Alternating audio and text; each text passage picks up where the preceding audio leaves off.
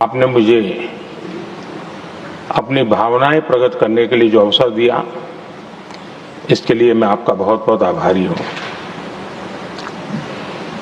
आदरणीय सभापति जी, सदन के अंदर अनेक विषयों पर चर्चाएं होती हैं।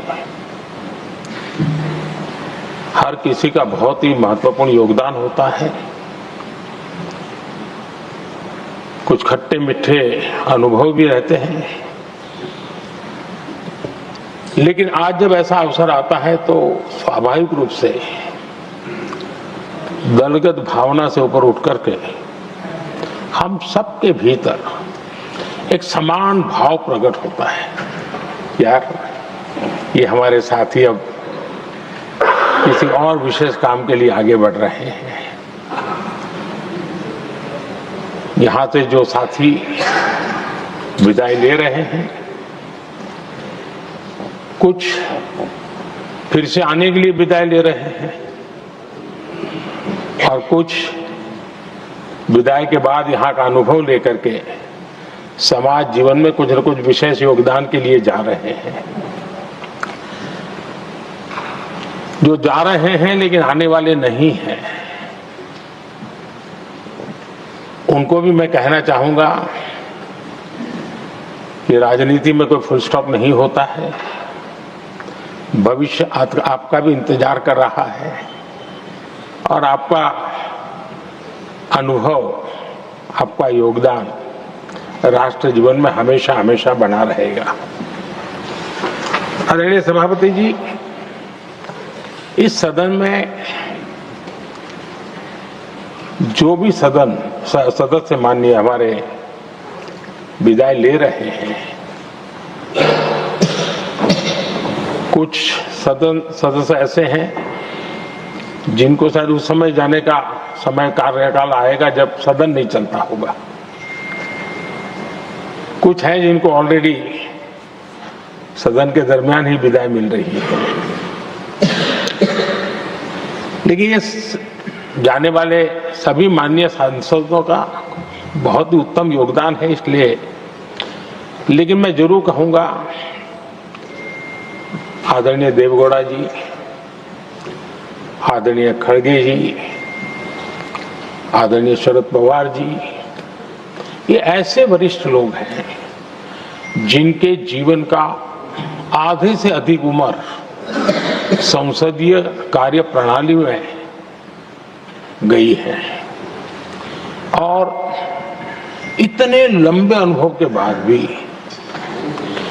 सभी नए सांसदों ने सीखना चाहिए वैसे समर्पित भाव से सदन में आना, जो भी हमसे उनसे बन सकता है उतना योगदान करना, यानी समाज में से जो जिम्मेवारी मिली है उसके प्रति पूरी तरह समर्पित रहना, ये इन सब वरिष्ठ लोगों से हम जैसे सबको सीखने जैसा है और मैं उनके योगदान की भूरी भूरी सराहना करूंगा, क्योंकि इतना लंबा कार्यकाल छोटा नहीं होता, बहुत महत्वपूर्ण है। उसी प्रकार से हमारे उपसभापति जी हरिवंश जी विदाई ले रहे हैं। हरिवंश जी को लंबे समय तक इस सदन में अपनी जिम्मेवारी निभाने का अवसर मिला है। बहुत ही मृदुभाषी,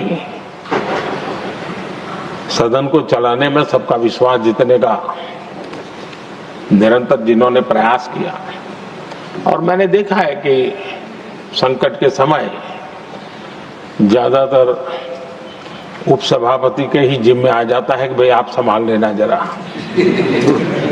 तो उनको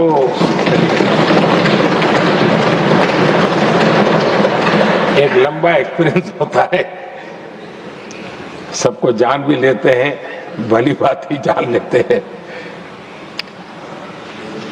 लेकिन उनका भी योगदान।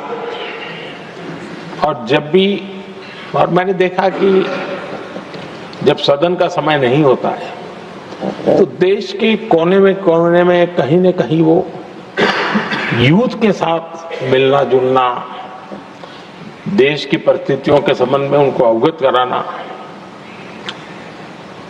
उनमें एक देश के प्रति संवेदनाएं पैदा करने का वो निरंतर काम।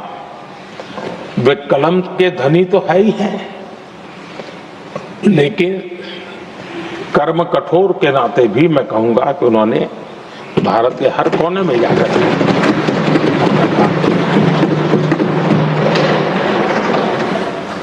आदरणीय सभापति जी, कभी कभी किसी समय हम सुनते थे कि सदन में बहुत ही हास्य विनोद व्यंग्य का अवसर मिलता रहता है। इन दिनों शायद धीरे धीरे कम होता जा रहा है, क्योंकि 24/7 मीडिया की दुनिया ऐसी है कि हर कोई कॉन्शियस रहता है। लेकिन हमारे आठवले जी है जी, सदा बहार है।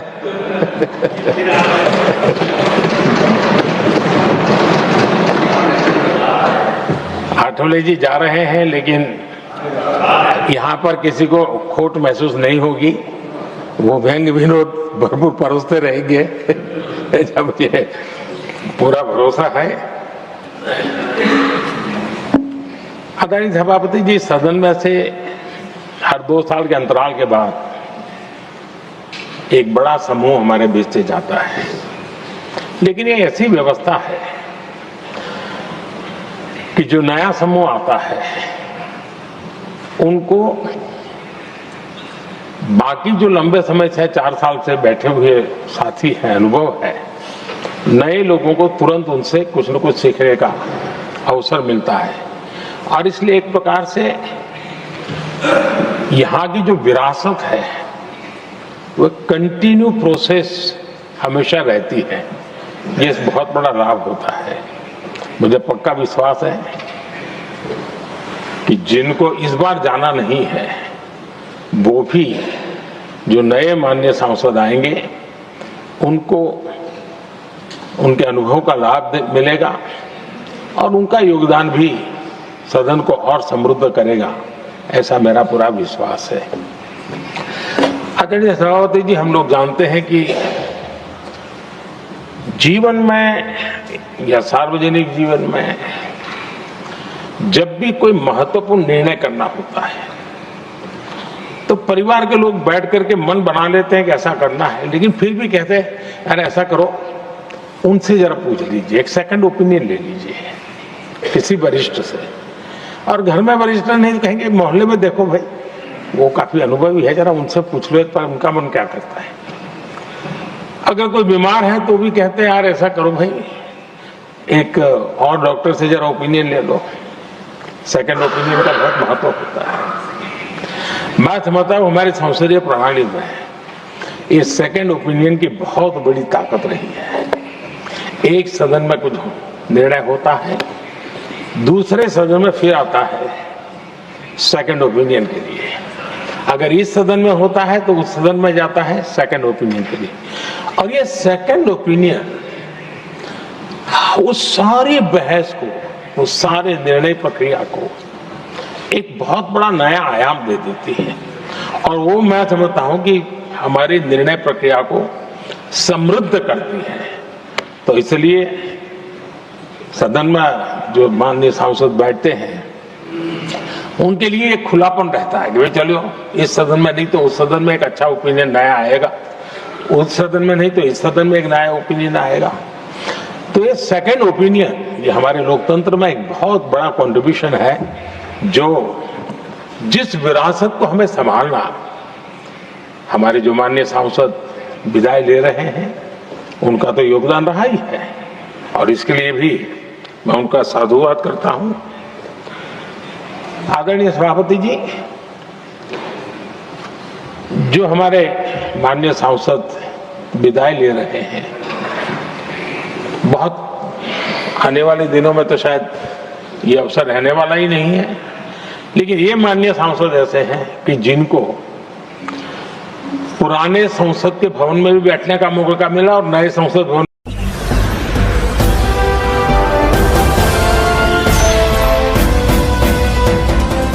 आप देख रहे हैं लाइव न्यूज 9 99 राष्ट्र सबसे पहले।